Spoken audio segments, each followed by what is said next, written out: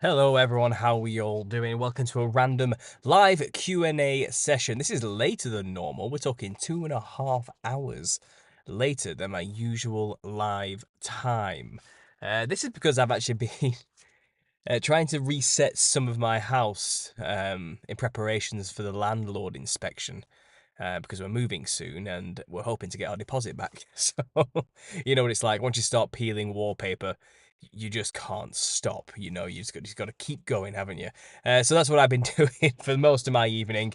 It's currently 10:30 at night. I'm in my wife's car at the front of the house while she's enjoying the rest of the evening, quietly watching TV inside. Just give me a quick one or an all good in the chat if you can actually hear what I'm saying right now and I'm not just speaking into the ether. That would be wonderful.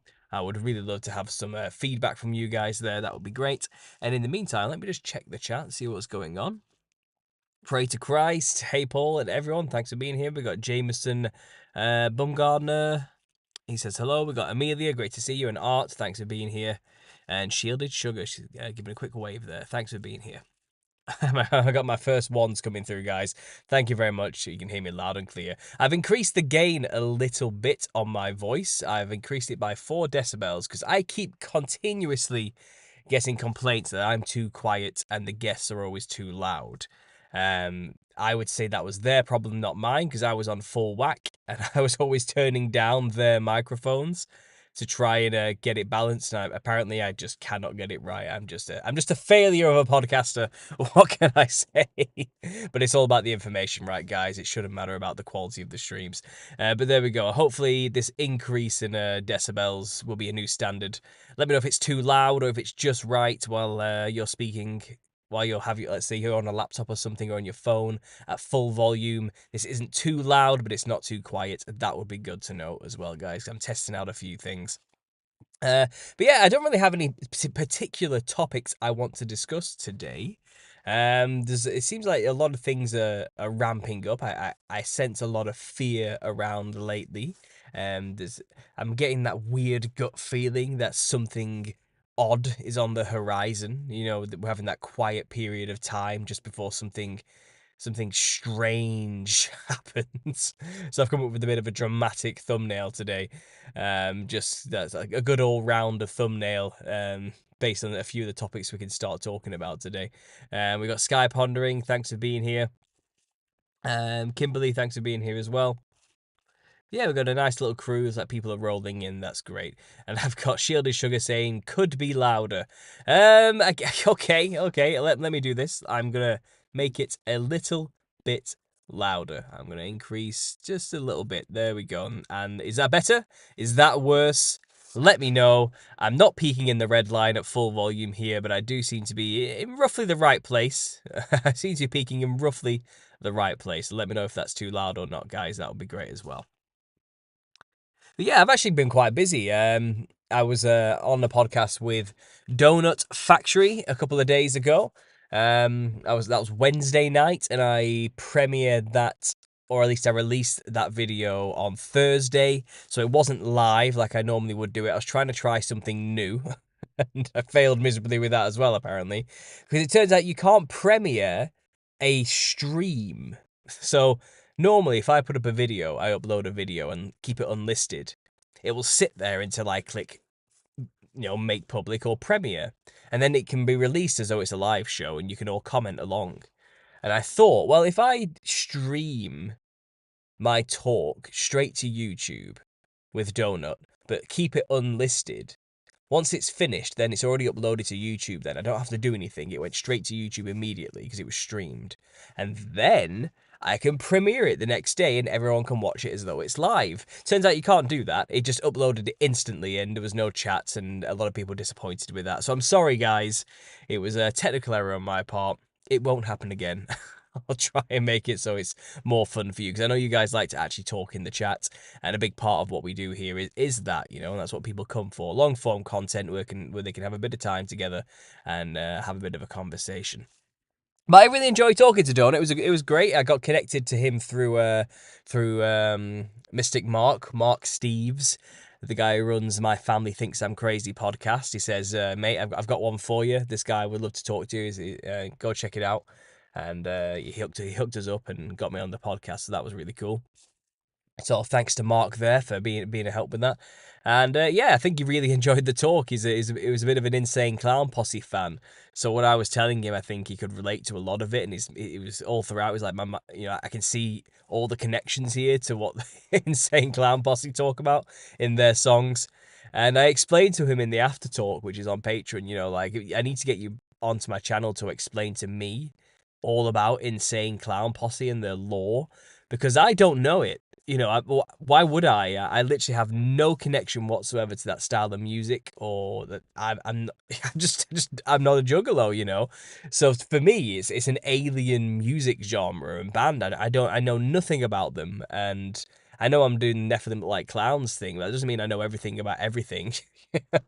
So as somebody who's a fan like Donut is, I figured maybe he'd be a good guy to get on one day and we just talk it out about everything to do with the Insane Clown Posse and what they talk about. So maybe who knows, that might be happening in the future. And the guy did allude to the idea that maybe we can connect just for other random shows as well, just get him on his show every now and then just to talk about conspiracy theories in general. Nice guy, he was definitely a gentleman, and he was definitely very open to the whole concept, which is really cool. And it's kind of loosely the first time I've heard of the guy, to be honest, but apparently he's quite a big guy and everyone knows him in the conspiracy world. I wasn't aware of that. He was just another guy who wanted to talk about the clowns to me, so I happily obliged. And yeah, a good conversation. Go check that out if you haven't already. It's on my channel. I think he's going to start releasing his own snippets and clips with images and all sorts of extra stuff added in on his channel soon. So that might bring some extra viewership over to this channel, and our community might grow a little bit more from that too, which is always great. I'm actually this weekend I'm talking to a podcaster from Hawaii called The Sensible Hippie. And we're going to be talking about the clowns on there, and it should be a good one. And then after that, I'm talking with Geraldine Peach, who has her own podcast as well, which I think has changed the name now. It used to be Conspiracy O'Clock, and now it's something else. I'm not sure. So that's happening on Sunday too, and I'll be streaming both of those to my channel as they go. So that's something else to look forward to. 2 more podcasts coming up over the next 2 nights, 8 p.m. UK time, 4 p.m. Eastern. So yeah, that should be good. On Sunday, actually, it's a late one for me. It's 11 p.m. UK time, and it's going to be what's that? That's going to be a 7 p.m. Eastern on Sunday. 7 p.m. Eastern on Sunday. I'll be live again as well. And then I think the next one is Tuesday and Wednesday. I've got 2 more podcasts next week too. And we're going to be talking about the Millennial Kingdom again back next week. And I've got a guest on, Hijacker, who runs his own radio show. And he's got a load of ideas he wants to share with me about the Millennial Kingdom and just run by me. And we're going to make a live out of it. And he's going to share all of his views and ideas surrounding how the logistics of the Millennial Kingdom could have worked during its time. He seems to have a lot of ideas. He sent me loads of stuff he wants to talk about, and it should be a good one. It should be a good one. If anyone's interested today, by the way, if anyone fancies having a call in and sharing some of their thoughts and opinions on a particular topic they've been researching recently that's just got them, or they want to share a bit of a testimony, let me know. And if you're interested, maybe we can get that happening again today, guys. I do like to have a bit of a conversation with people, you know what I'm like. So yeah, please let me know in the chat if anyone's interested, or if you're in the Telegram, you can go to the announcements page and you can let me know there, and I will be in touch with you on there, and we'll hook you up and we'll see what we can do, okay? So I'm just checking the Telegram now. It's like nothing's in there so far. But Sky Pondering did say, nice, I'll be watching in there. And I can see them in the chat. So it's good to see they're a man of the word. That's what we like to see. But yeah, guys, I mean, there's quite a few things coming up, isn't there? I think a lot of people are really starting to get freaked out now about this coming eclipse. Just something odd about it. I think, is it on what happened? What did I see today? Was it JT follows JC made his own little reel on Instagram, and he was talking about the date of April the 8th. Was it also the exact same date 120 years ago that Aleister Crowley summoned Lamb the demon or something like that. And there's all these other odd connections just coming up now, isn't there? More and more and more pointing to this day being a very odd time zone or time period where something weird's about to happen. And I don't know.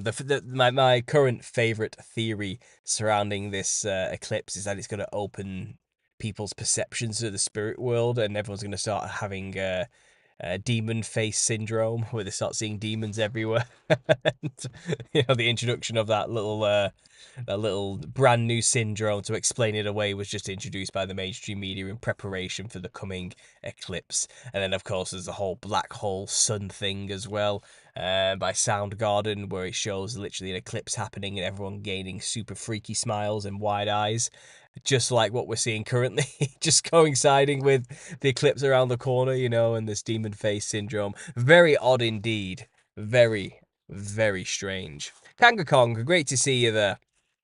I'm so glad that you're having a live stream now. Yes, it's late. Like I say, it's later than usual, and I guess I can catch a lot more people at this time, to be honest, because it's obviously being across the pond, as people always seem to say. It's late, a lot later for me, so I do my streams early for American standards. What does the moon do with long hair? Eclipse it. Good one, Fred. Good one. Faith Parents. CERN is firing up. That's it. On April the 8th. CERN is once again going to be turned back on and fired up, and the Mandela effect creator, if you want to go that way, the portal opener.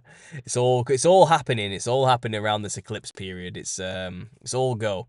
And you know what I saw the other day, which I want to bring up with you guys. So, when I drive in the car nowadays, I do let the radio play, just local pop radio, and I don't know why. I think I like hearing it, just 'cause it keeps me connected to what the world's doing and what they're talking about and thinking about. And I noticed incessantly Beyonce's new country western themed song. I don't know what it's called. I don't care to know what it's called. But her new country western themed song is just constantly on repeat over and over and over again. And when I first heard it, I was like, ugh, this is such a disgustingly cheap simulacrum of country western music that's just suddenly being made popular by Beyonce. And prior to this, any Beyonce fan would have cringed at country western music. But I bet right now it's suddenly on trend and cool and hip and fancying, and everyone loves country western all of a sudden because Beyonce decided to do it, And it's kind of, what the hell is this pop star Beyonce doing singing in a country western style? And it's kind of like, I thought nothing of it other than it's just a music industry doing what they do, just churning out and recycling styles and beating as many horses as they possibly can to get as much gravy out of them, But then I was scrolling again through Instagram, and Amy from Eyes on the Right had posted about how the music industry right now, what is currently on trend is country western music. And she's explaining that this doesn't happen by accident when suddenly everywhere, Texas style is in as a trend, and all the pop musicians are suddenly just doing this thing, And she was trying to explain, and I'm not sure exactly what the details were, but it's basically, this means something. This is a symbol. They're symbolically trying to send a message out to the initiated about something specific, and they're just using the industries as a clock in a way, and it's country western style time, and that means something to the controllers. They know what that means. It's cowboy time, and whatever that means. It's 10 to 10. It's cowboy time, as we say in England, but it must mean something. And there's a reason why it's just constantly on repeat. What's it called? It ain't Texas or something. I don't know. I have no idea. It's crap. It's utter garbage. Because this is coming from I actually like country western music. I actually do, in a way. I couldn't really tell you many names of artists, but I like the sound of like country music. And I like bluegrass music as well, and things like that. And I know this sounds weird, but this is cover band, right? Called Cornbread Red, and I don't know why. I have no idea. I don't even like Nickelback, but I love their album where they've covered all the Nickelback songs in a bluegrass style. And I really like it. And I'm a musician myself. I play the guitar, piano, drums, saxophone, sing and all the rest, bass and everything. And I've always been partial to the bluegrass style, and like that I'm a finger picker when it comes to guitars. I don't use picks, I use my fingers. So I'm all over the place, creating rhythms and stuff like that. So I've always appreciated that fast-paced style of music.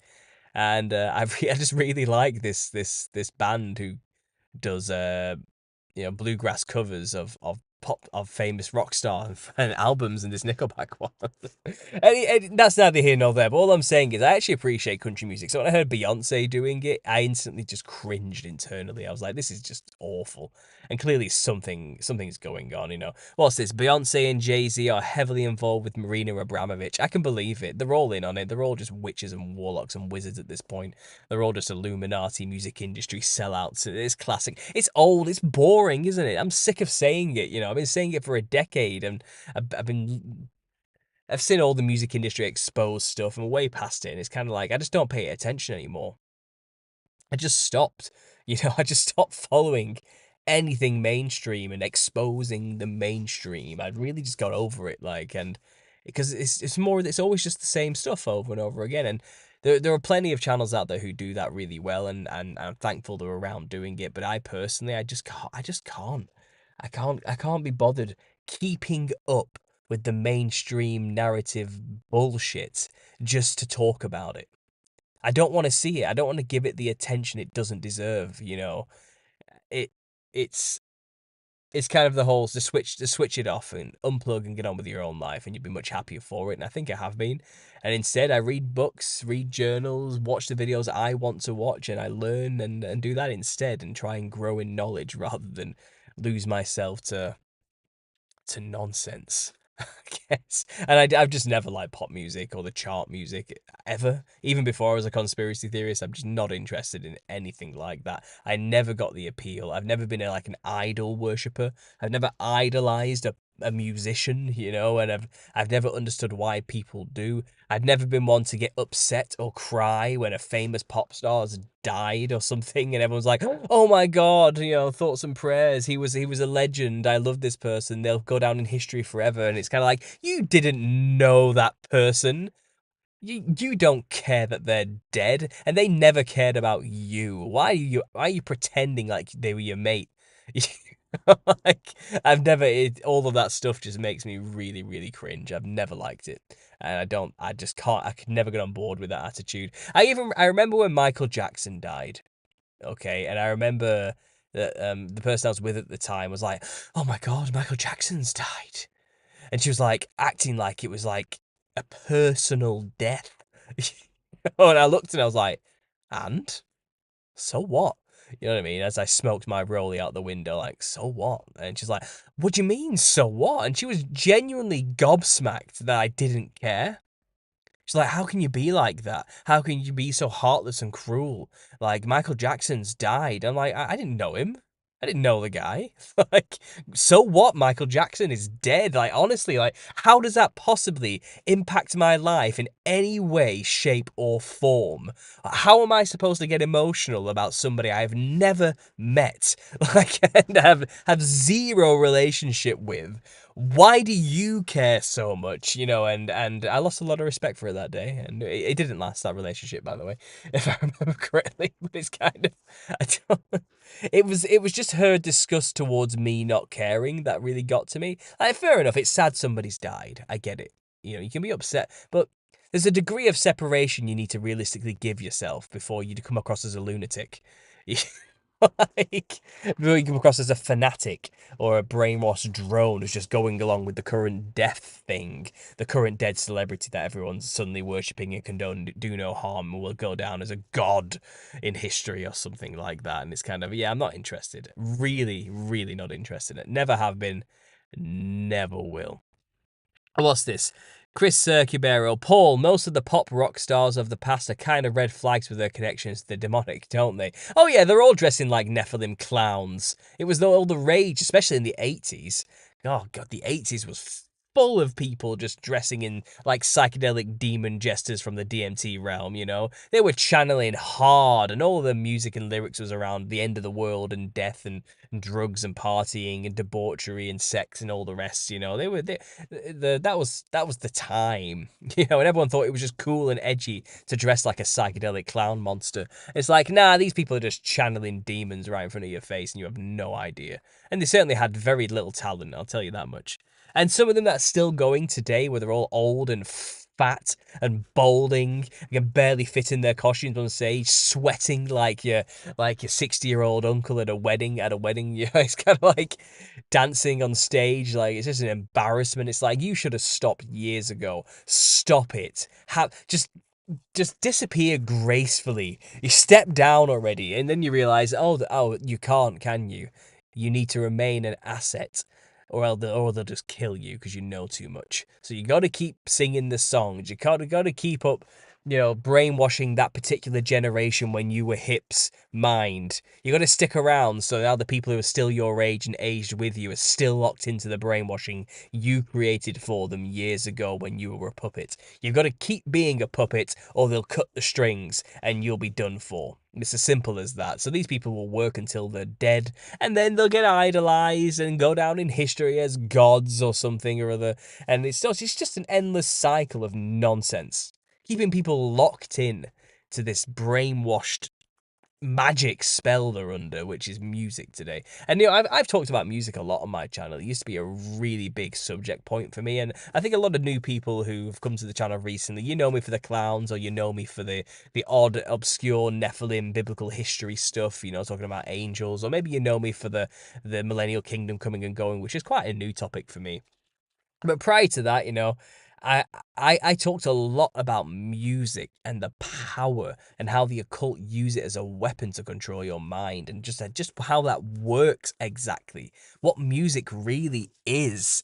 It's like if you followed the clown stuff, you know I talk about the costume of a clown is actually very serious. Like dressing like that and how you dress is a very serious decision to make. It's not a trivial thing as much as we believe it to be.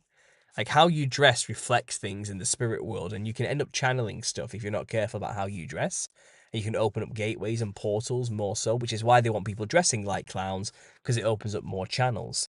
Well, music in a way, what you choose to listen to can have the same impact in a very powerful sense.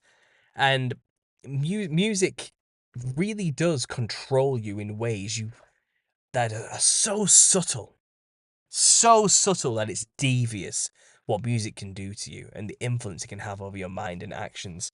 And it's kind of you can you can you can use music and somebody's music taste and listen.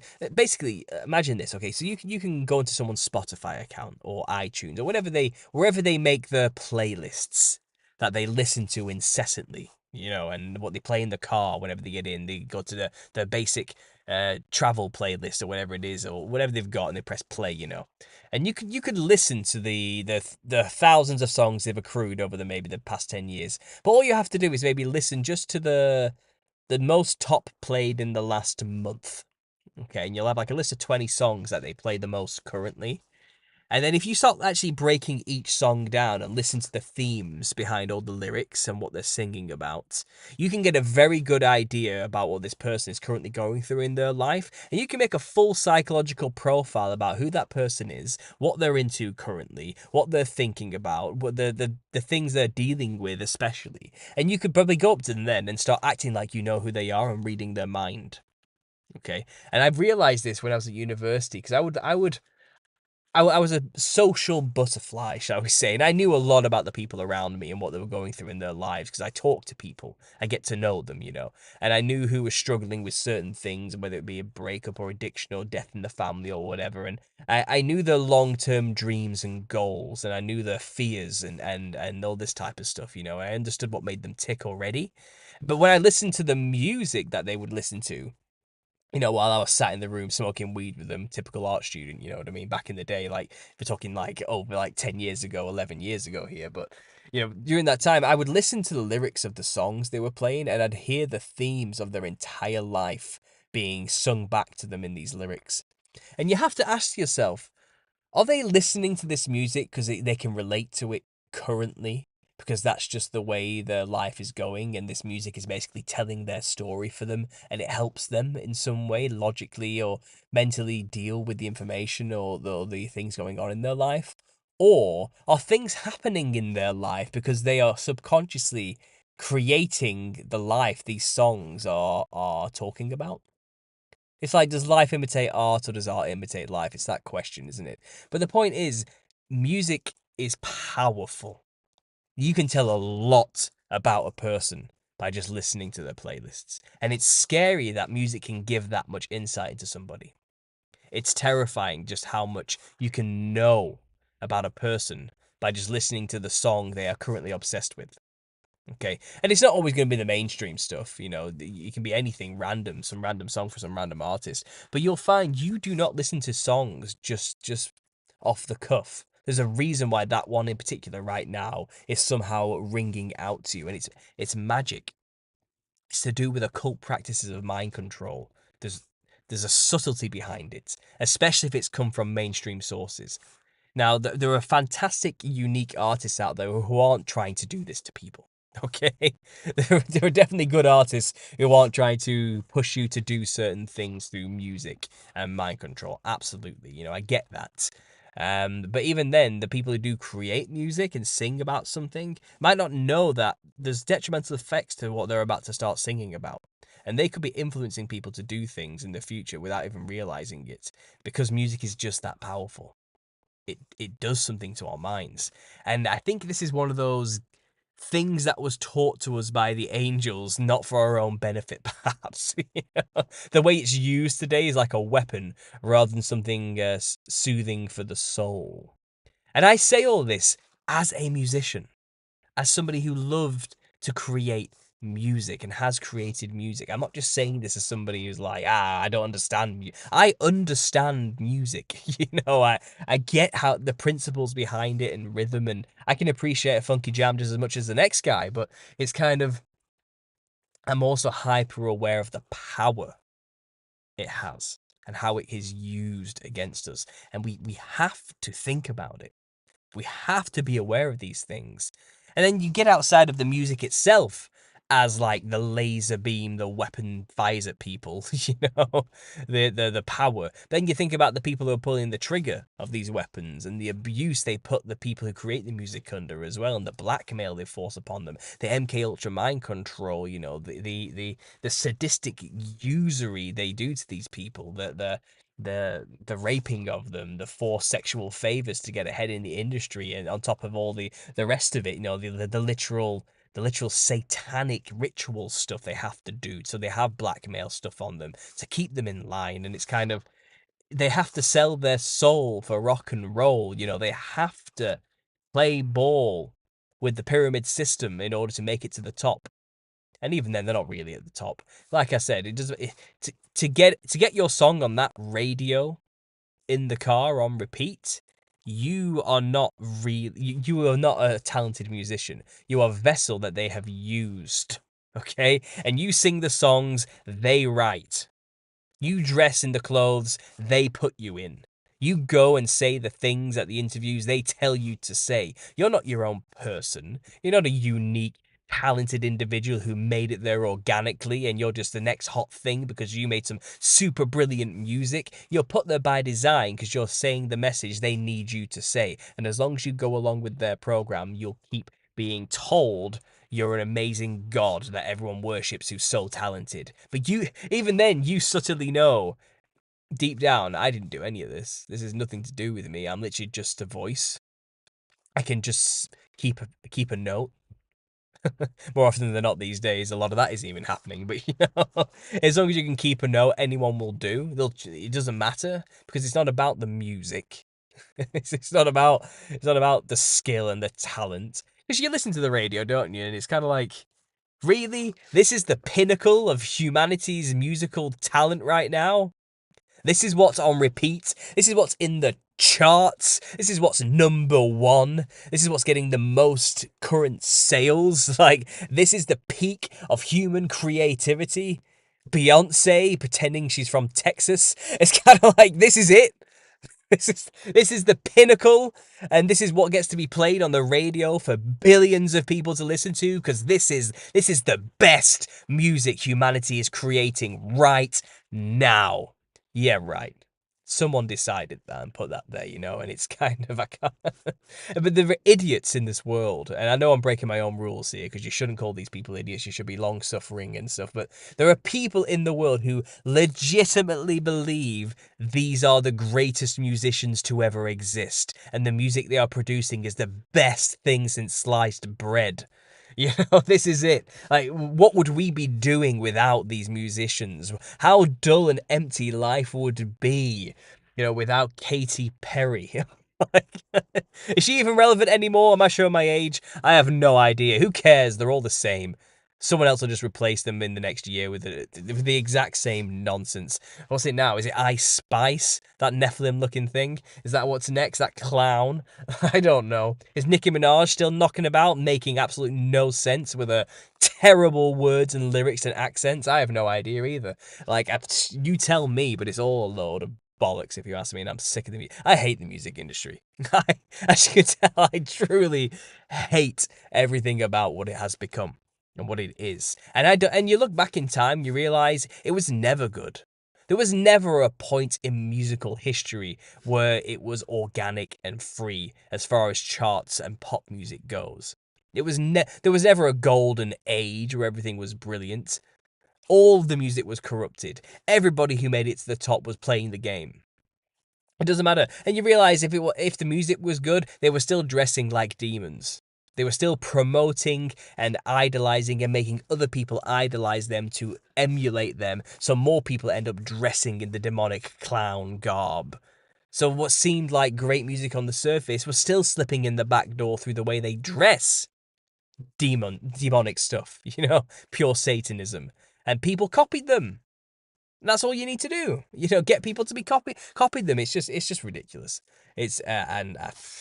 I'm exacerbated by it. I think the last musical thing I did something about was the last expose I did was Inico. Everyone was raving about this new age hippie nonsense, soulish type singer who thought she was an alien, indigo child, something or other, singing about consciousness expansion and how the alien greys are connecting to her and how it's all about just new age chakra alignment, hippy dippy nonsense woo woo stuff. All the typical new age propaganda, just bullshit. Right? Inico just made this weird song about it, and how she's basically channeling the fifth dimensional entities or something. Like I can't remember what it was called. Jericho, I think it was called. Like, break down walls like Jericho. And I just broke down one of her latest music videos where she was literally just Lucifer.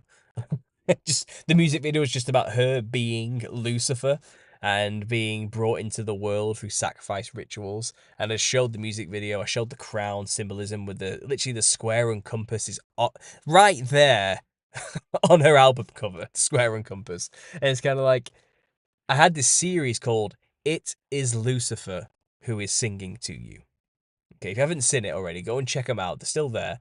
And I made 2 episodes, one years ago and another one about Inico, and I think it could be a series, where I basically just go and prove the point that whenever there's an odd sounding love song, usually sung by a female artist, whenever one of these gets released and it becomes big or popular in some weird underground or mainstream way, whatever it is, just any typical love song that comes out from the industry, you realize 100% of the time, it is Lucifer singing to you. It's written as though it was the words coming straight out of Lucifer's mouth.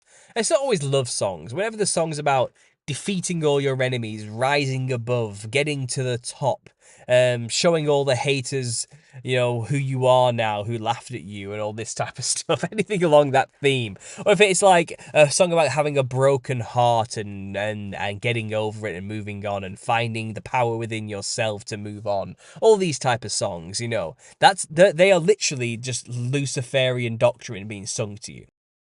And it's sung to you as though it's Lucifer singing to you.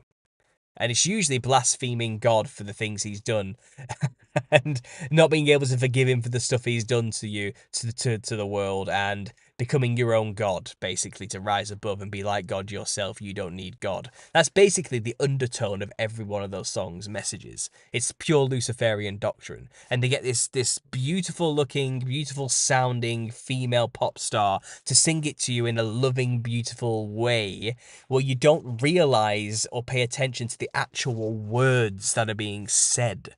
And when you break down the words that are actually being said amongst all the beauty of sound and music and whatever, the spell, once you see through the spell and pay attention to what's being spelled, what they're saying with their words, you realize this is literally could be coming out of the mouth of the devil himself, of Lucifer, you know.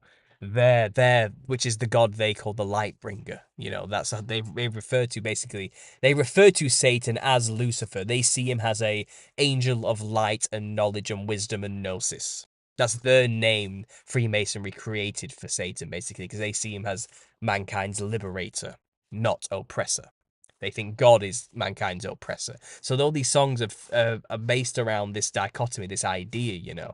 And that's why they're always dressed like shiny aliens, covered in gems and all these type of things. They're talking about Lucifer, who's adorned in all the diamonds and gems in the Garden of Eden.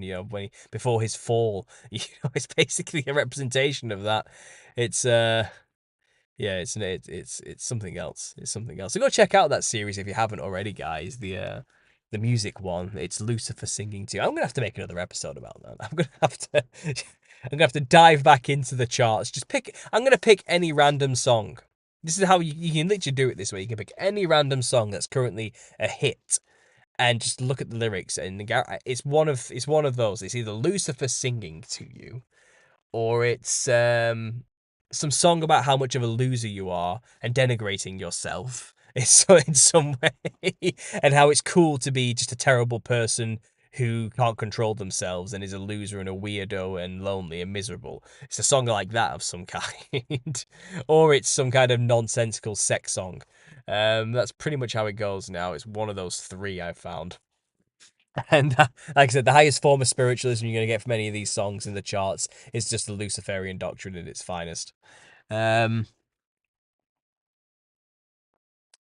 Let's get to the chat. Let's see what's going on. I went on for a little bit there. Sorry, guys. I can ramble when I get off on one. So I got a $2 super chat there. How can we call? Want to ask about shadow people? Interesting. Well, what you can do is you can email me at understandingconspiracy@gmail.com. It is in the description, so you can copy and paste it. And just tell me that you're the one who wants to talk about shadow people, and I'll send you a link, okay? Get you on. But thanks for stepping up and asking. That's great. If anyone else wants to call in today, I think I've done a lot of talking there now. Maybe I'll hand it over to you guys. If anyone does want to call in today, again, send an email to understandingconspiracy@gmail.com and let me know, and I'll pick you if I can. It depends how many I get, and obviously I can only talk to so many people. Also, if you're in the Telegram group, you can let me know there that you're interested, and I will let you know on Telegram. I'll send you a link and we can get connected on there instead. It's pretty simple. It's just a Skype link. That's all I'll send you, just a link to Skype. Or maybe Zoom, actually. Probably do Zoom rather than Skype. There is a limit to Zoom. It'll be capped at half an hour, which obviously gives time for somebody else to hop on as well. But Zoom does have a better audio. I've noticed that it has way better audio than Skype. So I'll send you a Zoom link. You don't really need to usually have a Zoom account. You can do it all online and come in as a guest. So it should just be a case of clicking a link, really, and then you're straight in. I'm just going to connect to Zoom now. So I'm in. Okay, I'm in. So I can create a meeting at any point. You just send me that email, and I'll send you a link, and we can talk about shadow people. Yeah, shadow people are an interesting topic.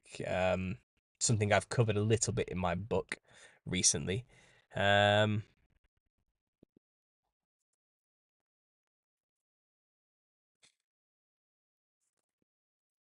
I'm just reading an email somebody sent me there about the book, and I will answer that when I get back. But the basic premise is I donated £40 last year, and I've just donated 60 now. that qualifies you for a signed copy of the book because you have donated £100. Yes, absolutely, it does qualify you for a signed copy of the book. Now that the totality has come to 100, there were a few people who did their payments in segments, which I totaled, and they got to the threshold. So yes, it certainly does. And you want the full volume. Perfect. Okay, I will add that to the list of people I have written down. While I remember, I'll just do it. Sorry, guys, I know that I shouldn't be working while doing a live stream, but if I don't do this now, I'll forget and I'll lose track. So I am going to have to do this quickly for this person, just so it's sorted. But I'll just paste the information there, and I'll get the name here as well.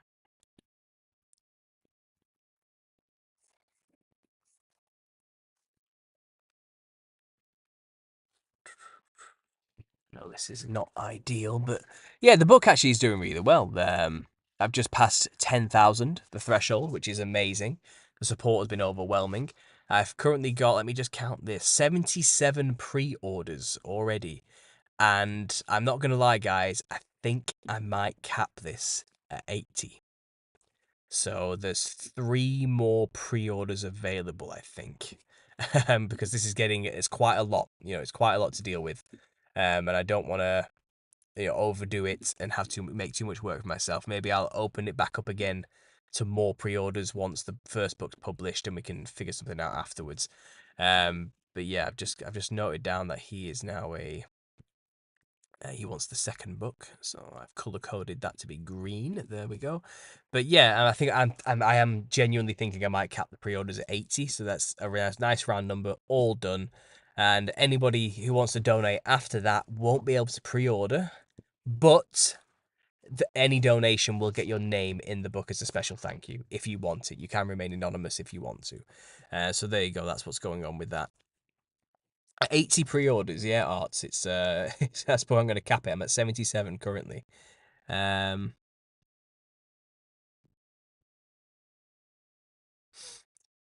on, let me just quickly check something here.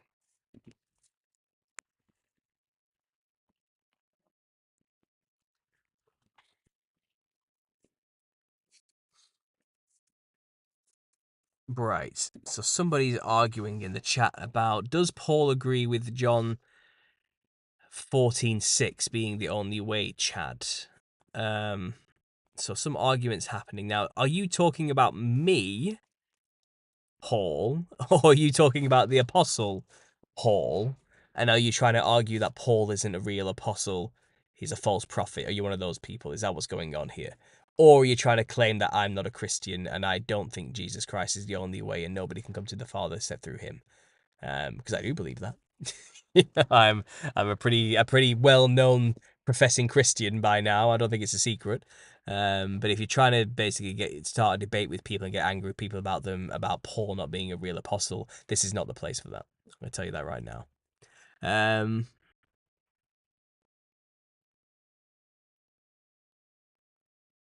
Didn't look like that the other day, mate. I don't know what's going on there. I have no idea what they're talking about. Why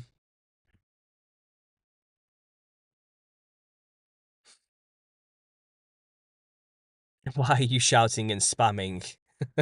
Not sure what you're trying to say. Yeah. I'll basically, Doughboy Malone, if you're gonna start shouting at people and basically get out of all caps mode, there's no need for that. We get it. And I know, I understand you're probably passionate about something here, but you need to cool it a little bit. Okay, we're all friends.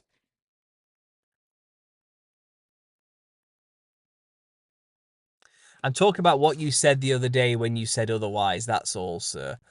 I don't know. I don't know what that means. I mean, you're referring. I say a lot of things. I talk for hours on end on this channel and live shows, and I speculate and theorize about all sorts of things. But I'm pretty clear that I believe Jesus Christ is the only way to the Father.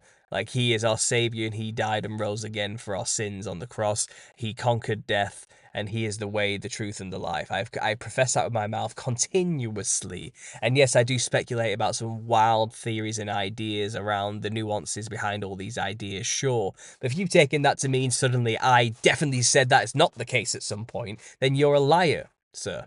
That is not true. I've never said that. That's not the case, okay? So I don't know what you've interpreted somewhere randomly, obscurely, but I can't be. I don't know. I can't remember every single phrase I've ever said. Okay, so if you're going to make those kind of accusations, you need to be specific. I want quotes. I want receipts. All right.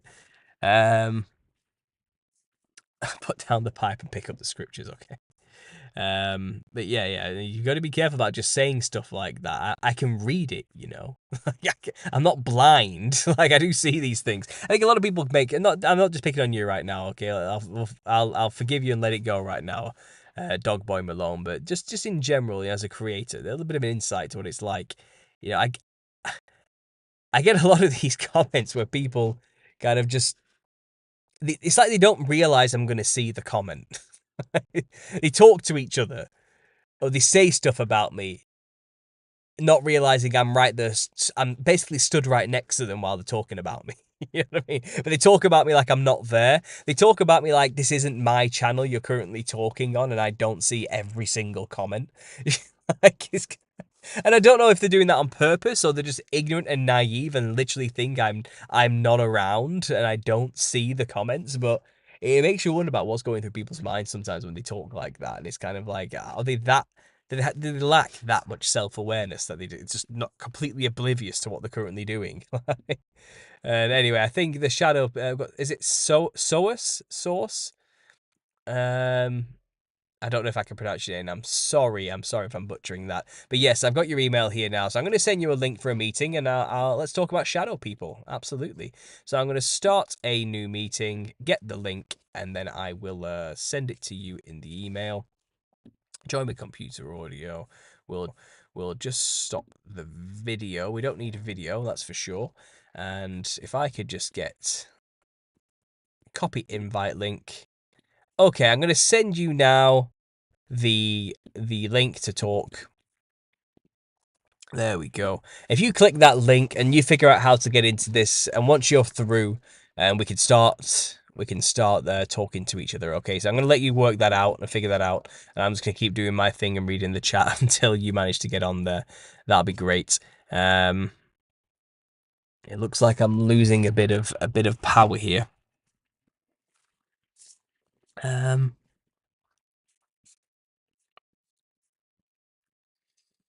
Edinburgh is the real Jerusalem. Well, that's not heard that one before. That's a new one. You have to fill me in on that. Keep the sheeple in the dark. Put down the pipe. Amen.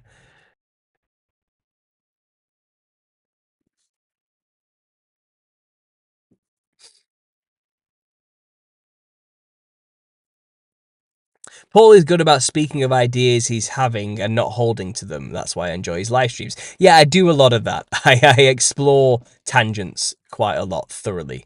And sometimes it can maybe sound like I actually believe these tangents wholeheartedly. But no, as I said, I am simply exploring them thoroughly so I can understand them. Because this is, after all, understanding conspiracy. It makes sense, right? You know, I'm doing this for a reason. But let me just open the YouTube studio here. It says I'm getting a bit of problem with the stream. I'm not getting as much data. It says it's lower than recommended. Right. I'm going to see what I can do to improve that bandwidth. It might be because I have just opened Zoom. That might be taking up some bandwidth. So I'm sorry if the connection is dropping or if it's not that great right now, guys. You just let me know if it is bad in the chat. Could you please yeah, could you please just let me know in the chat if the signal is all right, if I'm still coming through, if it's choppy, if there's issues, and I'll see if there's anything I can do about this to help improve that situation. But there's very little I can do from inside, I think, but it might have something to do with Zoom's bandwidth. I'm not 100%. Has anyone have you managed to join the Zoom link I've sent you yet there to talk about the shadow people? you can maybe send a quick comment in the live show and let me know if that's the case, or send me an email if you're struggling, and I'll see if there's anything else I can do to help you there. But yeah, I'd love to get you on to talk about shadow people, absolutely. Let me just check the Telegram quickly here. I've got no one in the Telegram right now. Someone's just posted my video with Theron, I think. Yeah. Yeah. And their trip to the North Pole, right? They're talking about that, okay. Yeah. So let me just... It might be because I've just opened up a Zoom meeting that the bandwidth's dropped a little bit. But guys, let me know in the chat if it's all good for you. Have you covered the Sandown Clown incident, says Mark to Tech? I've not actually covered it, no, but I know all about it. It's a British thing, isn't it? You know, and I'm very well aware of the two children who met this clown in an odd shed in a field. And if you don't know about the Sandown Clown, it's a really creepy story. It's like a cryptid story. But these two young children, a boy and a girl, swear down on their life that they interacted with like this tall, odd-looking humanoid type thing, which had like robotic features, antennae, like shapes on its face and stuff like that. A very strange-looking monster creature. But it communicated with a sound box and spoke into a microphone. It's kind of like if an alien was trying to pretend to be a human, that was its best guess of what a human is. You get what I mean? And it was called the Sandown Clown because it had all these colourful patches, you know, and it spoke odd and looked odd and acted odd and ate things really bizarre by shoving it into its ear and all these type of things. It was really weird, a really weird looking creature. And just as mysteriously as it came, it disappeared. And it's as though it never existed at all, you know, and it's a really odd story. And I'll have to share it sometime with visuals, maybe for an episode of the Nephilim Look Like Clowns. But we don't really know what that was. That's the thing. I don't know what category to put that in, but it's definitely an interesting story for sure. Absolutely.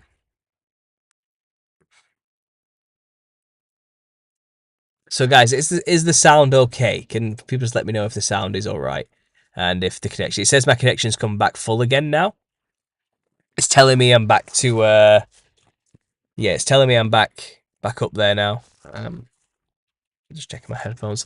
Yeah, it's getting a good solid stream again. So I think we should be all right, hopefully. Just let me know if it's all good. Good here, yep, excellent. Sounds good. And ear mouth is super creepy, says Christina Hollis. Yeah, I know, right? Yeah, it's like it shoved the food into its ear to eat it, or into its eye socket. It was like an odd...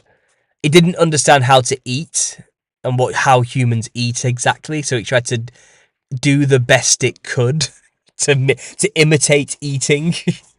Or something like that. The way it's described is like it's like a creature trying to figure out how to blend in with the humans, you know, but it was failing miserably. Basically, is basically the Sandown Clown story, and it seems to be etheric in some way. It can mesh in between and in and out of realities. It's a very interesting story, the Sandown Clown. Sound is good. I have to keep closing out and reopening for some reason. Odd.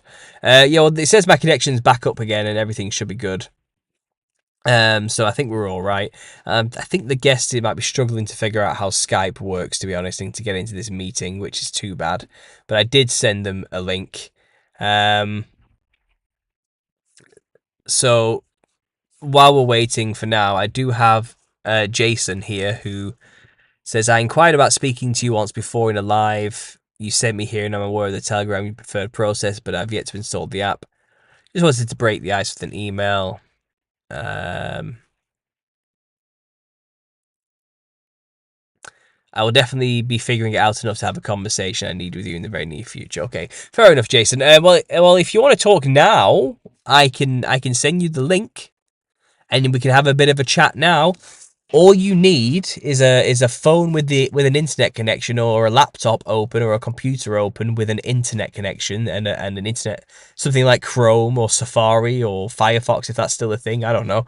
And it will take you to a a website where you can talk to me, basically, if I send you a link. And you can just log in as a guest. You don't have to sign up for anything or do anything. So if you're interested now, Jason, you can come and talk with me live and we can have a back and forth. Absolutely. You just send me an email confirming that you're okay with that, and I will send you the link. So I'm waiting for that. But in the meantime, I don't think Soas is figuring out how to get onto this talk with me to share about shadow people, which is a shame. But it's still open, the meeting, if she does manage to figure it out. So I'm passing it over to Jason. Jason, are you feeling brave? Do you want to come on and talk in front of these fine people and share your stories? You have nothing to worry about. We're all cool here. You know, we're all chilled out and relaxed. Or does anybody else feel like joining in and having a conversation today? Soy free thoughts. Paul, when are you going to chat with J Dreamers? Soon, I hope. I would love to have a conversation with J Dreamers. I like his theories. I think they got that good balance of absolutely insane and intriguing. You know. I love the plasma apocalypse stuff. He's definitely created a lot of work around that idea, which is just so compelling and fascinating. I understand, he's not a Christian. And when he did talk about the little season theory, he brought it up and sincerely tried to share the idea, that what he discusses is equivalent to a lot of what the little seasonists people talk about, But I could tell he was very careful not to, he wasn't trying to say, I'm a Christian all of a sudden, all this type of stuff. I don't know if he was worried about his subscribers would suddenly think he's become a Christian, and all that sort of stuff. I don't know what was going on there, but I would, and we've speculated about talking in the past, and I've hinted it. He's been in the chats, and I've said, Jay, come on, let's talk, let's have a talk, man. Do it sometimes, like, yeah, sure thing, but it's just never happened, and I'm wondering if he might be worried I'm going to force Christianity on him or something, or make it all about the Christian perspective when he shares his work. And I'm not, I wouldn't do that. I'm open to just to hearing his side of things. But anyway, I think someone's just joined us. Are we in? Are you there? Oh, hello there. Yeah, I can hear you. Can you hear me?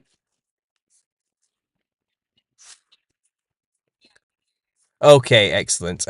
So it's saying right now, for some reason, it's not picking up the audio. On OBS, which is a bit of a pain. So bear with me 1 second. Let's see if I can't fix this. Properties, restart capture. Okay, say something. Anything at all? Yeah. Hello. There we go. We've got you. You're in, and I think they can hear you too. Excellent. I'm just going to turn myself down because I seem to be peaking quite loud there. What do we want to talk about today? So I've never done this before, but actually I watched a video of yours and I remember you were talking about the shadow people, and it made me think about when my son was younger. He was seeing shadow people and I had no idea what that was. Hmm. Um, but yeah, I ended up looking it up, and it was saying at the time there wasn't a lot of information, but it said kids around the age of 7 to 9, they'll start seeing it. And that was the age he was. And when he was about 10, it kind of went away. Hmm. But yeah, he was seeing like really creepy stuff, and he was having like night terrors, crazy, crazy dreams, like about, and this is the creepiest thing, which made me think of it more, is he was having dreams about morphed faces, stuff like that. Yeah, he was saying, what was the one dream? Like my daughter was, I think we were like cooking her or something in his dream, and all of our faces were all distorted, he said. Oh, creepy. Yeah. Creepy. Yeah. It doesn't happen anymore, but I'm wondering, like, have you ever heard of that? Like that, about that happening to kids, or Yes, anything? yes and no. I mean, the shadow people phenomena seems to be an anybody and everybody situation, not necessarily just children alone. Because I don't know if you've heard of the work of Vicky Joy Anderson before, but she covers a lot of this stuff. And No. no, yeah. So I'd recommend checking out Vicky Joy Anderson's work on this. She has a book called They Come at Night. They Only Come at Night, and it tends to be more of a sleeping issue. Like it only happens when people are sleeping. That tends to be generally when it's happening. So I would hazard a guess children around that age that with a developing brain kind of coming out of being a child. That's probably the age they're really forming memories as well. Just thinking about it, because I don't really remember much prior to being like 8 years old, 10 years old, and maybe it has a lot to do with that because I don't think people have answers for this necessarily, but I have heard children tend to be susceptible to seeing into the spirit realm more than adults, and maybe something to do with before the loss of innocence. I don't know. And I think that's kind of where we get that trope, isn't it? Where kids see monsters under the bed or in the closet. You know what I mean? It's like like the Monsters Inc. phenomena of it's around that age. Kids are scared of monsters under the bed. So maybe there is something to be said that children do have an ability to see these things more. So absolutely. I mean, did he share any specifics during his time? Because kids share a lot, don't they, without realizing it. Do you have any stories to tell? Yeah, well, it wasn't just only in dreams. He was actually seeing them in real life. Hmm. He said there was one that had a knife. It was actually scaring me for a long time because I it bet. went on for a good 2 years.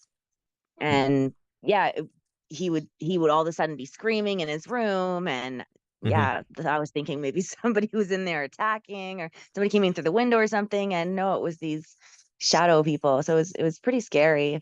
Yeah. Well, But that's about it. shadow entities are an interesting one because a lot of people say they're humanoid in shape, but I've also heard of spiders as well. That's another really common one, like a shadow entity.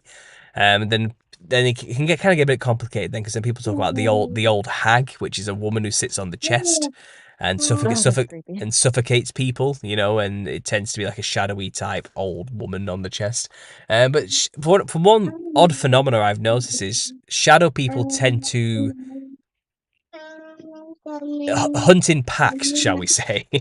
There's always more than one whenever it Yeah, comes. there was more than one. Yeah. He definitely talked about more than one, but one that was the one that came up the most often was one with a knife, like the shape of a knife. He said it wasn't an actual person. He said it was Hmm. just like it looked like a shadow having a Yeah, knife. I do feel like fear is what they're after. I don't know if you've heard of this concept of loosh before, but it's a bit of a new agey concept and word. Energetic vampires, spirit entities trying to drain people of their energy and feed off it. But I do think there's actually some truth to that of how demons work.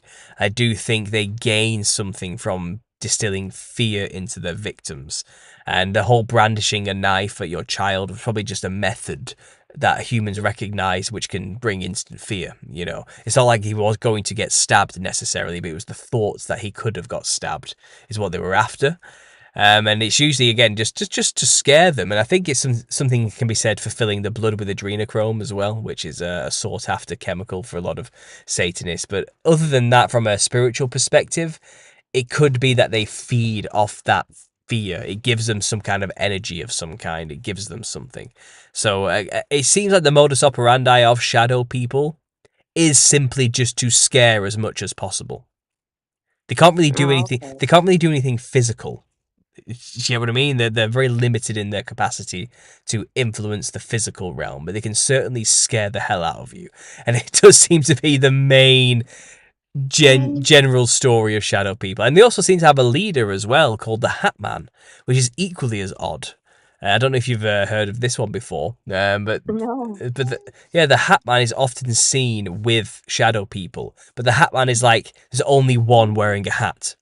There's only one, and I'll he have is to ask him yeah. because he has a great memory, so he would probably remember all of it. Oh yeah, absolutely. Go find out if that's the case. And there are people who have written a lot of stuff on this. So there's one woman called Heidi Hollis who is like the self-proclaimed expert and wrote the first book on the subject. But many people have experienced this. Many people have experienced this. I myself had an encounter with the Hat Man in a dream, and I didn't even know what it was until I did my research. And I was like, thousands of people have seen this guy. I That's didn't like the shadow people. I had never heard of it. And then I got researching it and then I saw it's an actual thing. And I was like, what? Like, I wanted to know more, but then, yeah, eventually it stopped happening. But there really wasn't a lot on the internet at the time. Just no. that one thing I found about, it happening to between 7 and 9, or it's starting between 7 and 9, it said. Yeah. And yeah, but Well, if I was to give you an answer that I've speculated to what's going on here, from a biblical perspective, there's only certain types of spirits that are actually stuck on Earth and wandering around, and those are the disembodied spirits of the Nephilim. Okay, so I assume you probably heard me talk about the Nephilim before.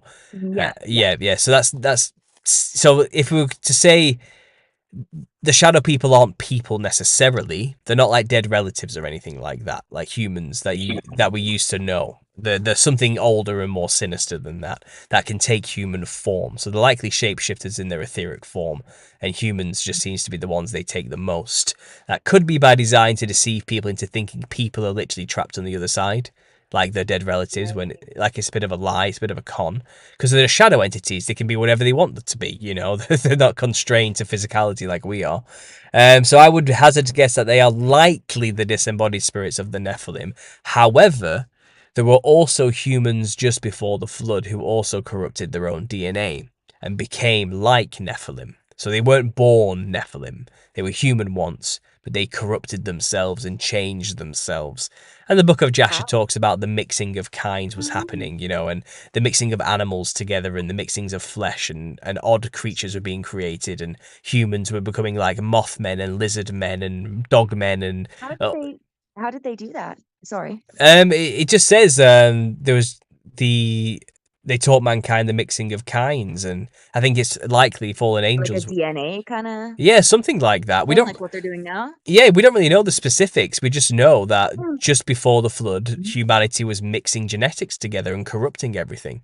All the Oh, plants, wow. all the beasts of the field, the fowls of the air, the fish of the sea, everything was being corrupted and mixed together, and you were getting chimerid hybrid creatures everywhere, like flying eagle winged lions with the talons of an eagle and a snake of the tail of a snake, all these type of things, like griffins and sirens and half fish people, all these crazy monsters were turning up, centaurs, horse people, you know what I mean, and bull men and dog men and lizard men and hybrid cryptids. All of those were being created during this time, and I believe, That's before the flood? my theory so far is that, when they died physically, they likely had a similar fate to the Nephilim. They were also stuck here in spirit form. So these Mhm. shadow entities could just be the legions of humans who became mutants, and they're stuck there now in shadow person form. And I also have another theory that what we see, which is shadow people, Mhm. is only what our limited perception allows us to see, because we don't have the capacity normally to perceive the spirit You realm. actually cross over, right? Yeah, we can't see the spirit realm in all of its psychedelic DMT fractal LSD style Mhm. glory. We don't see it in its colorful form with all the forms and patterns. Our eyesight's limited. We have a very very small bandwidth of perception, and we don't see the spirit realm where these spirits are. Thank God, because it's full of demons. Okay, we don't want to be seeing this realm all the time. Right. Yeah. You'd get nothing done. You'd just be in awe all the time at all these crazy things going on around you, and demons would be talking to you all the time, trying to tell you to do lots of crazy things. So it's kind of a mercy of God that the rainbow was given to us after the flood, and the rainbow is the spectrum of light we can see. So I think that was a symbol. Like, from now on, humanity will only see within a limited bandwidth for their own protection. Because now, Mhm. after the flood, there's nothing but demons in the spirit realm, the disembodied spirits of the Nephilim, and possibly this legion of hybrid humans as well. So I do feel like some of these shadow people, if we actually could see them in the full psychedelic glory, and you could see into the spirit realm, they wouldn't look like shadows. They would Like look shadows, they would right? look like psychedelic fractal jester monsters or something, some kind of weird looking insectoid hybrid weird whatever they hybridize themselves as. They look like that, but more psychedelic and trippy and ethereal, because they don't have a body anymore. Like ghost versions of themselves, but ultra colorful and trippy. But what we Do you see, think because we're that's so, why people see it like that when yeah, they're on yeah, that kind of stuff? exactly. When you take things like DMT or acid, they see those type of things, don't they? But when you're Hmm. just sober or normal, like you haven't taken anything, and your veil is just slightly being pierced, and you can just slightly see a weird figure over there, like a shadowy Hmm. figure, that's the best we can do with our capacity and our limits. So we've called them shadow people because that's just Right. Thank God for that. that's loosely how we can vaguely see them, like a shadow, you know. But if we could see them, if our frequency perceptions were suddenly just dialed up and we just suddenly saw the spirit realm, they wouldn't look like shadows. They would look like whatever they were prior. So I don't. My working theory is they are probably likely the legions of either Nephilim or the humans who hybridize themselves. And they just mess with us and drain us of our energies and put fear into us and find trauma is a way of getting into people. They want a body that they don't have anymore.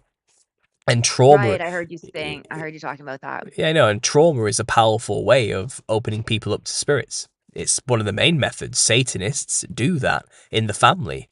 These power families around the world abuse their children, and they were also abused. Right. Yeah, Yes. and they were abused as children because it makes them more Yeah. spiritually perceptive. It makes them more open to possession. It makes them more attuned to that realm. Shamans, for example, that who all speak to spirits and channel the spirits and mediate on behalf of the spirits, they all claim they went through some horrific trauma first. And they didn't Mm. choose to be a shaman. They just lost all their loved ones in a brutal, bloody tribal gang war or something like that, and were the only survivors doused in the blood of their relatives. And that from that And day, the trauma. yeah, from that day forth, they could just see spirits. It's Right. things like that, and they became the shaman from that day forth because they just could do something other people couldn't. And it's kind of I think that's why fear is the modus operandi for most of these entities. That's why they're trying to scare the crap out of kids while they're young, so they can be more Right. more malleable when they're older and more Like influenced. in that movie Monsters Inc. Like you were saying, that's Yeah, weird. Something like that predictive programming, right? something like that. Yeah, and laughter is just equally as powerful as fear as well. So you got to wonder about what's making you laugh sometimes too. Because I think the energy. I described it like this: there's a fine line between laughter and crying. You can very quickly switch between the two, and they'd look and sound the same. You Right. you use the same parts of the brain for both, and the same muscles for both, in the face at least. And I've seen my toddler, laughing his head off 1 second and then suddenly wailing and crying the next, almost seamlessly transitioning from one to the other. Sometimes it almost sounds the same. Yeah. Exactly. So I think Monsters Inc. was hinting that they'll make you laugh as well to drain you of your energy, not just make you scared. Right. And that's why we have to be careful about, like, have you ever been to see a comedian live? You ever seen one before? Not live, No, no. it's a pretty wild experience. I've had it before when I was younger. Where I see these things. I'm literally hysterically laughing to the point where I can't breathe, and Right. it's kind of painful. And you can imagine that on a mass scale, all that energy those humans are producing in that moment, in that crowd, just laughing and Hmm. laughing, and producing this joy energy. Well, I think the demons could equally just feed off that as much as fear. I think it's still personal energy being produced that we don't perceive, but it's certainly having an effect in the spirit realm, you know. And maybe there's a difference. It depends what you're laughing at as well. If they're getting you to laugh about really horrible things, Right. things you Yeah. shouldn't be laughing at, maybe that's where they get most of their power from. But again, I'm not trying to be a prude here. There's probably something for divine laughter. It's good to laugh and be happy. Don't get me wrong, But I think it's more Yeah, of course. we have to be highly aware, especially when symbolism's dropped in movies like that. There's something going on here, isn't there? These entities Yeah.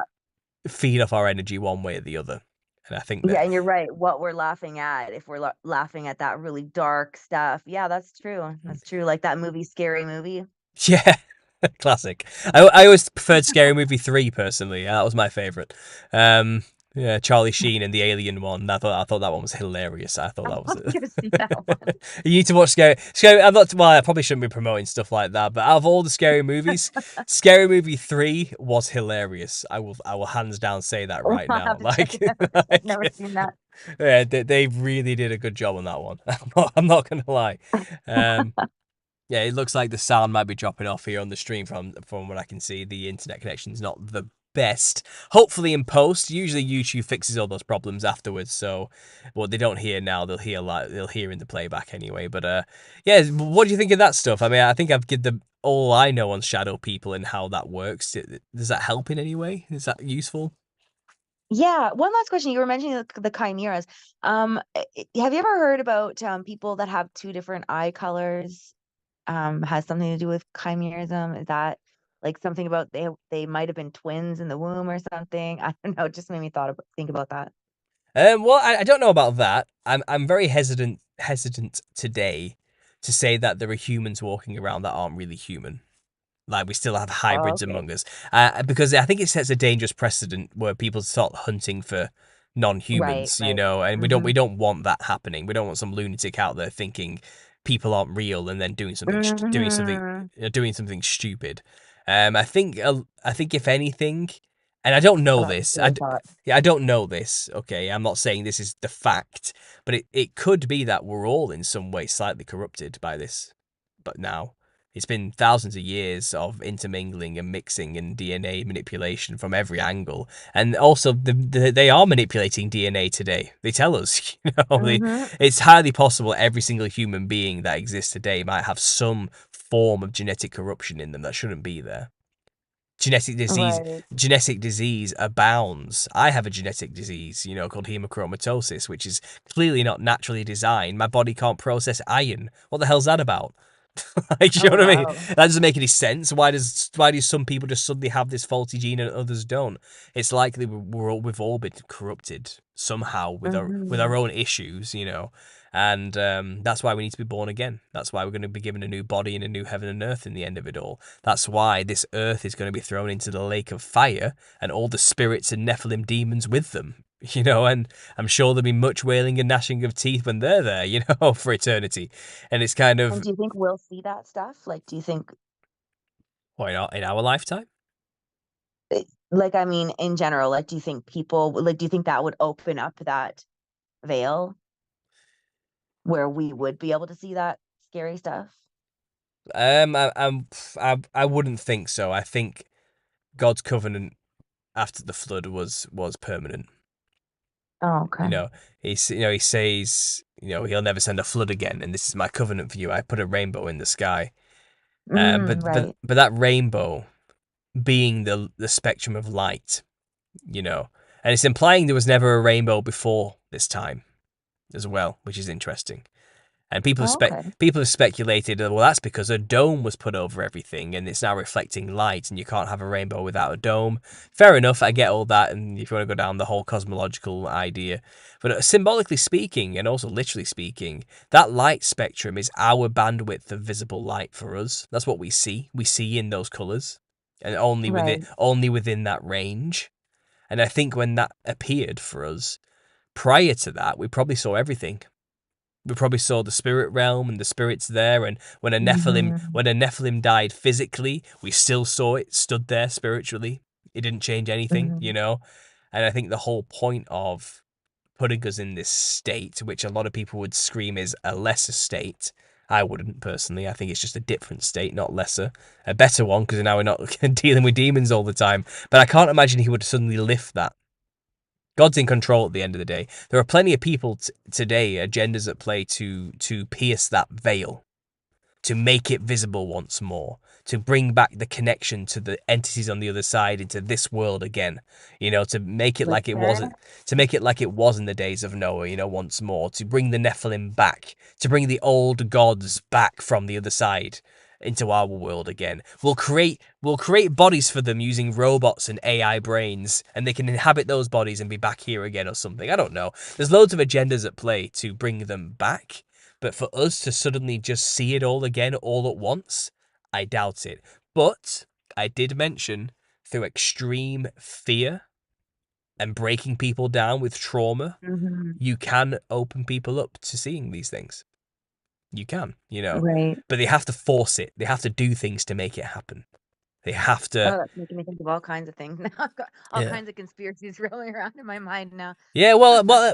Are they not trying to cause mass trauma on a Hmm. worldwide scale for every single human being on a daily basis?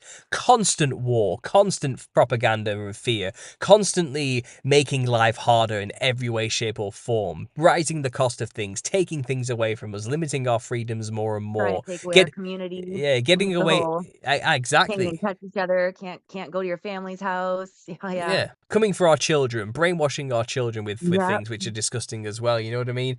Just turning, Completely changed the meaning of that rainbow, didn't they? yeah, turning family against family. You know what I mean? Turning brother against brother, man against man in every way, shape, Hmm. or form. Not knowing, Absolutely. not knowing when your next meal is going to come, keeping us in fear based all the time. They are traumatizing us as much as they possibly can, likely in an attempt to make it so that realm is visible again to all of us. And you Right. have to wonder when this recent brand new syndrome appears, where suddenly people start seeing people's faces like demons. Demon face syndrome. And it's kind of like, oh, so Yeah. so this has just never existed before until 2024. Like, Yeah, I've never heard of anything like that before in my life. I got researching it after I watched it on your yeah. video. That's nuts. But it made me think of that. My son used to dream about that, hmm faces being distorted and stuff. But now it's actually in real life. People are having that. That's insane. Well, exactly. So it seems like they're doing something, aren't they? And people may actually, more people, more often than not, enough for it to be now classified as an official syndrome.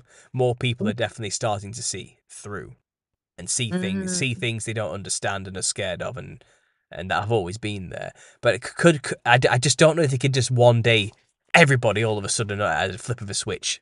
I don't think they could do that. God could do that. I don't think they could do Right. that. Will it happen? Maybe. Maybe God will do it. But it wouldn't seem in his nature to go back in his word like that. I wouldn't imagine so. Hmm. That's just Right. just a few thoughts. I don't know. I don't know. I mean, what do I know? But it's fun to think about. Right. I mean, it's good to think about, right? To Oh, you know. absolutely, absolutely. Did I answer your question? Is that all right? Yeah, definitely. And if in the future, if you could do more videos on that Baron Trump time traveling stuff, that's how I got into your channel actually.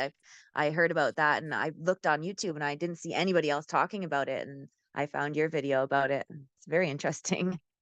Baron Trump, the time traveling, the book about the little kid from like the 1800s or something like that. Is that the one? Yeah, Um, crazy. I don't think that was my channel. I don't remember ever Oh, talk. really? I don't remember ever talking about that, but I do know about it. Oh, really? I thought it was you. I think it was around the same time then. I think there is one other channel that I was watching. I feel like the guy sounds like you, Maybe I don't know. or Maybe maybe similar topics. maybe it was Conspiracy ROs. We do have a very similar name on here, so it could have been that as well. But no, that is actually an interesting subject. Maybe I will cover that myself one day. But other than that, yeah. Well, thanks for calling in. I appreciate it. I think our time's literally about to run out. So I'm Awesome. Thank you for the chat. no problem at all. Thanks for calling. I really appreciate it. Bye now. All right. Take it easy. Bye.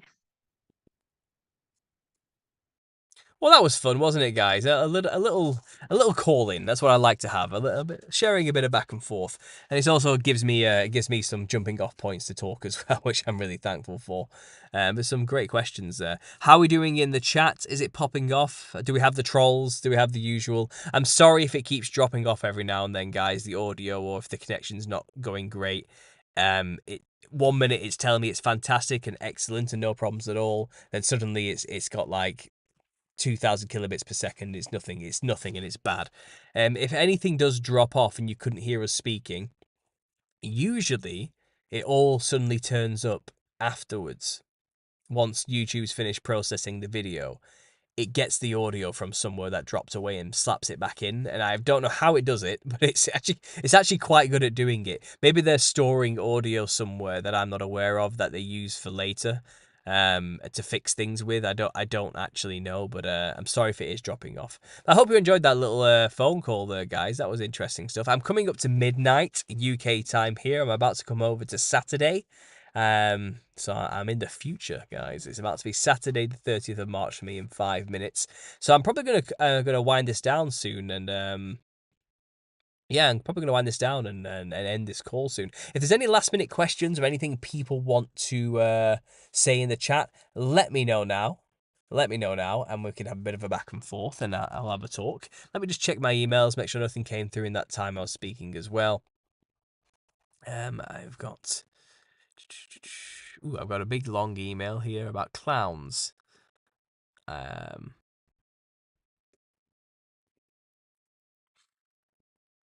it looks like he's from Britain, this guy, because he's talking about loads of old cartoons I used to watch. I remember the wow. Wow. I'm not going to share the email because obviously confidentiality. That wouldn't be fair with me exactly. But thanks to Jake for just sending me that email there if he's listening, and I'll look into everything you're showing there. Absolutely, it looks like a lot of old cartoons we used to watch were definitely full of it. All do you remember those old how do you describe it? So remember when like animation cartoons first began to exist? Do you remember that time period? It was like uh, mid 90s, I suppose.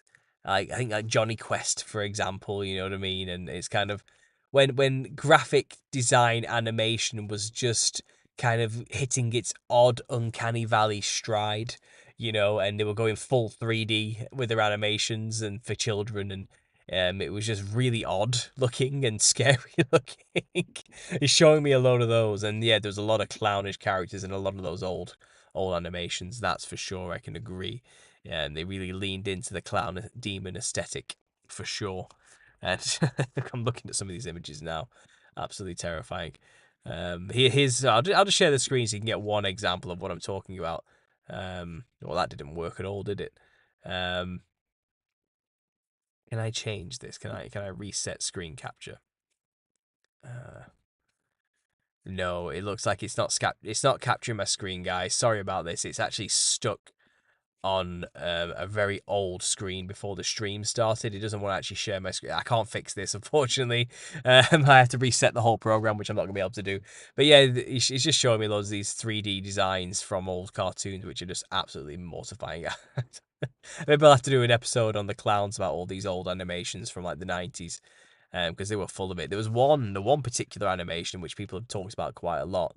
I can't remember what it's called now, but it had like a jester faced bad guy in it, who was like a female woman, and she was like a glitch or a virus in the computerized world. Everything was set or something like that, and she really, yeah, I can't remember, the name is just eluding me of what this was called, but it was a huge early animation that people were really into. I remember it.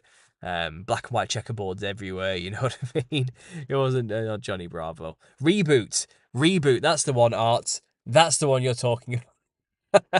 Thanks for reminding me. Yeah, Reboot was full of it. Absolutely. Yeah, that was a weird time.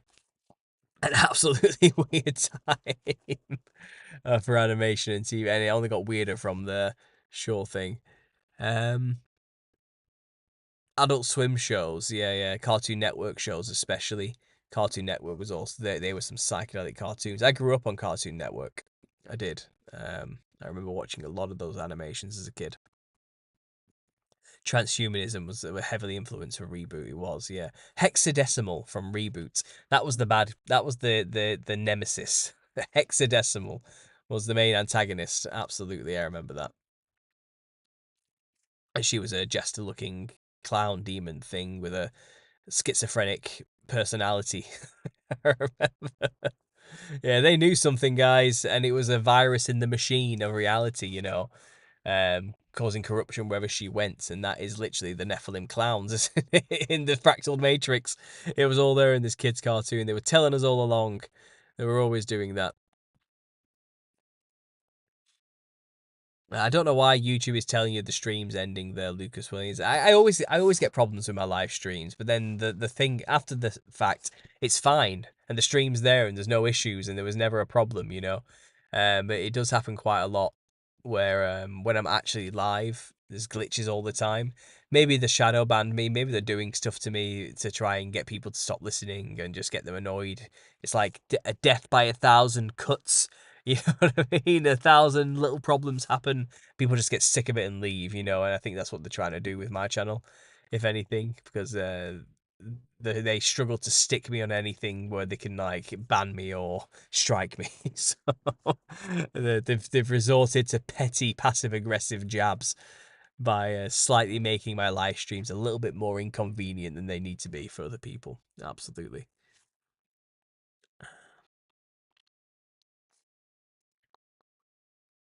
Scotty Chronicon is a 15th century book written by a bishop who says Edinburgh is Jerusalem. Is that real, Thomas Young? Scotty Chronicon. I'm gonna have to look into that. Okay. Understanding conspiracy. Get Derek Jester on your show. Derek Jester. Okay, well you don't have to shout. But I saw your message earlier. I did see it. I'm sorry I didn't respond. I don't respond to everyone who comments things and suggestions to me because I get a lot of comments. But I did see that recommendation earlier. Star Drive paintings. I'll look into it now. You've recommended, and we'll see. We'll see what happens. Who knows? The clowns are pulling levers again, says Johnny Cool. Absolutely. Thundercats are great. My brother was obsessed with Power Rangers. Yeah, I used to watch Power Rangers too. Teletubbies was very weird art. Yeah, I remember. I don't know if Americans know what Teletubbies is. Tracy Beaker, yeah. 90s kids were absolutely subject to mind control, though, our TV and through our TV and movies. Yeah, I was a 90s kid on all of that stuff, and now I look back and think about it. I was like, yeah, they were definitely prepping everybody for the agendas, certainly. Ren and Stimpy was awful. Yeah, that was bad. Derek Jester is a character. Okay, I'll look into him. I'll look into Derek Jester. I would say maybe 2/3 of comments and get shadowed or hidden. Yeah, well, in terms if you want to see all comments, you do have to click on new comments.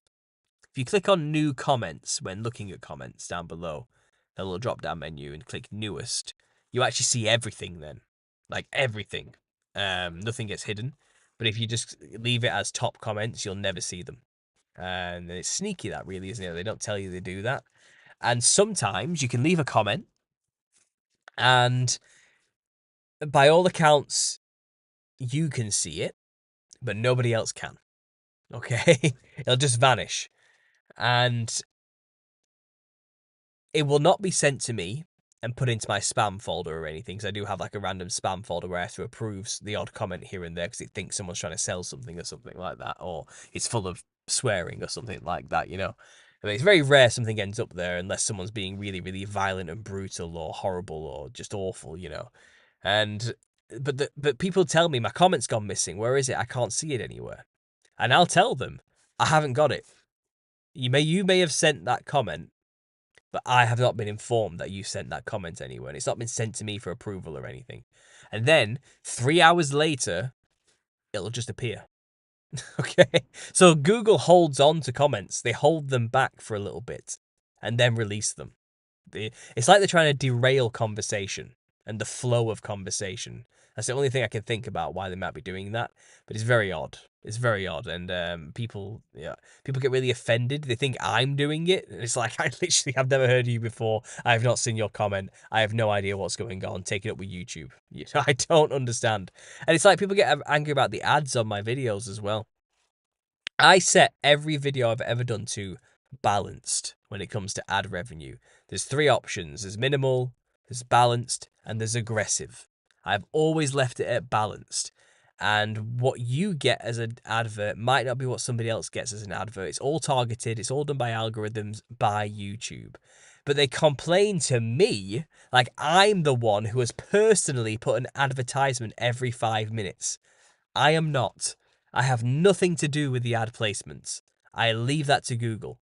Okay? I just literally click, okay, advertisements, yes, monetized video, balanced, done. It's automatic, okay? So if you get like 20 adverts and someone over there gets one, that's not on me. I have no idea why you've suddenly got more than anybody else. Stop complaining to me about it. I literally cannot do anything about it at all. You know, I have, and even if I did demonetize my video, YouTube will still play adverts on it, and I will get no money. That's how it works. Even if I say I do not want this video monetized, I do not want to earn any revenue from this video, they will still put adverts on it, and it will still have nothing to do with me. Okay, I have plenty of videos that get demonetized. Like I would say, out of the I don't know, out of the 300 I may have posted, probably more now, about 60 to 70 of them are not monetized because they weren't ad friendly. Okay, so I go, okay, then we'll demonetize them completely. I don't want any ad revenue from them at all. I don't want minimal. I don't want it to be in the red or in the orange. Let's put it in the grey. Turn off monetization. It doesn't matter because I'm getting nothing anyway, and they'll still load them full of adverts, and YouTube will still make the money. And you know what I mean? That's how it works. So like, I don't know. What can I do? What can I do? Uh, I'm getting ads for old people stuff. What's the deal, Paul? Says Johnny Cool. Well, you have to understand as well how it's quite interesting how it works. But they obviously certain advertisers want to advertise on certain platforms because they know that that platform's audience will be interested in that specific product. So a makeup tutorial channel, all the makeup brands will want to advertise on their videos, right? And they probably pay really well, to have their adverts paid, and YouTube gets a cut of all of that. And then YouTube gives the video creator a tiny slither of that cut or something like that. But if you imagine like conspiracy videos, who wants to put who wants to advertise on a conspiracy video? Who wants to What kind of audience is a conspiracy audience for sellers of products and companies? It's like what kind of products do you sell to a conspiracy audience exactly? So we get really low paying ads on our videos from really obscure advertisers that are just all over the place and with no coherent theme. So the kind of advertisements you're going to get on videos like mine are going to be really strange. They're going to be odd because the algorithm doesn't know who the audience is exactly. Like they don't know what they're supposed to be targeting to people because they just really confuses them. Okay, so I don't know, like I don't know what to. Yeah, that's why you're getting old people products sold to you because it doesn't know who watches these videos exactly. It doesn't know. Like it's people that age range from like 18 to 88 who live everywhere, who have an who could have any hobby about anything and just all happen to be into conspiracy theories. It's like, well, right, I guess we'll just sell them coffee or something. Or no, do they want some kind of VPN? Maybe I don't know. It's very limited, and it's very limited. And again, I have no control over any of that. I have absolutely. It means nothing to me. Um, Art says if I was a YouTuber, I'd use an aggressive level for my videos on AdSense.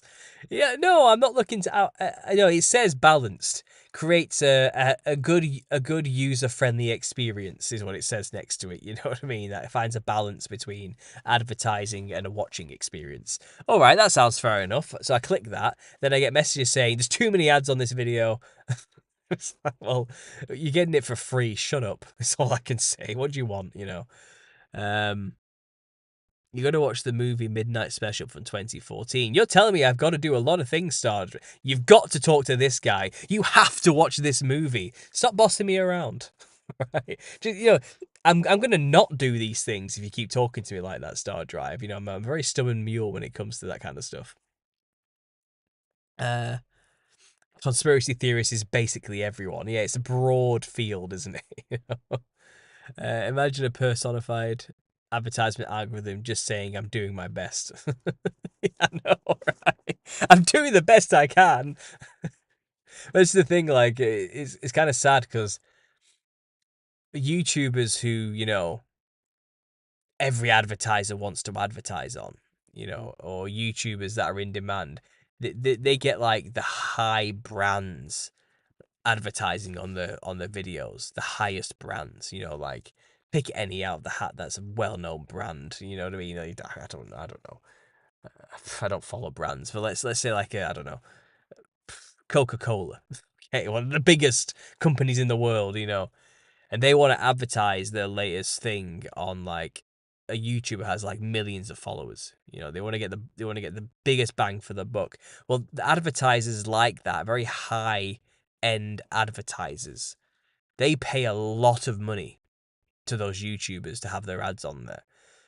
So like they'll have something like called like a CPM or an RPM or something like I can't remember the word, and it's basically how much they get paid per thousand views. Okay, so per thousand views on that particular video with these particular advertisers, they will get like something like, well, they probably get something like $50 per thousand views or something stupid. Something just ridiculous money. You know what I mean? They probably get something like $20 per thousand views, and they get like 2 million views. So you do the math on that one, how much they've earned from one video there alone. Okay. And people like me, I think my average CPM, what I get per thousand views, is like £4, £3 or something like that. Because the advertisers or the adverts we have or I get are not high caliber, high end in like they just do not put high paying advertisements on our videos. So I could get the same amount of views as like a big video maker, a big channel with millions of subscribers, and I would still get paid less. Do you get what I mean? Then they will still, because that's how the beast system works, isn't it? They support their own, and it's like an echo feedback loop, and it's one of those things. So that just a bit of an insight into what it's like to be a YouTuber and what it's actually like to earn revenue on this platform. It's all over the place. It's hard to have any predictability. Like, so I might have a video with like 20,000 views. Well,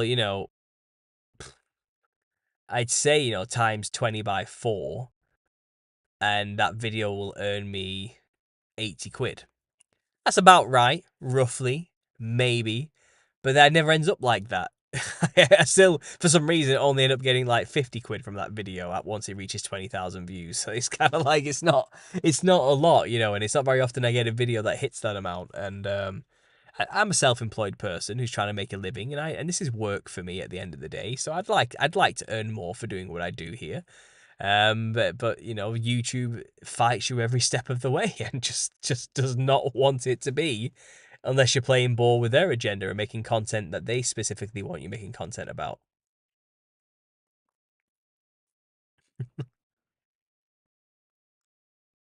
My favorite conspiracy is that everything is going to be fine. Well, aren't you? But you're fun to be with at parties, aren't you? Fair enough. What's that, Taciturnus? Um, Nibiru equals the camp of saints. Are we still on Nibiru? Do people still genuinely believe there's another planet about to come into our solar system? I think we're way past that now. Way past that. I'm sorry, I can't buy the Nibiru stuff anymore. No chance. Um, I heard Mr. Beast was the most expensive to pay. Yeah, yeah, I can believe that.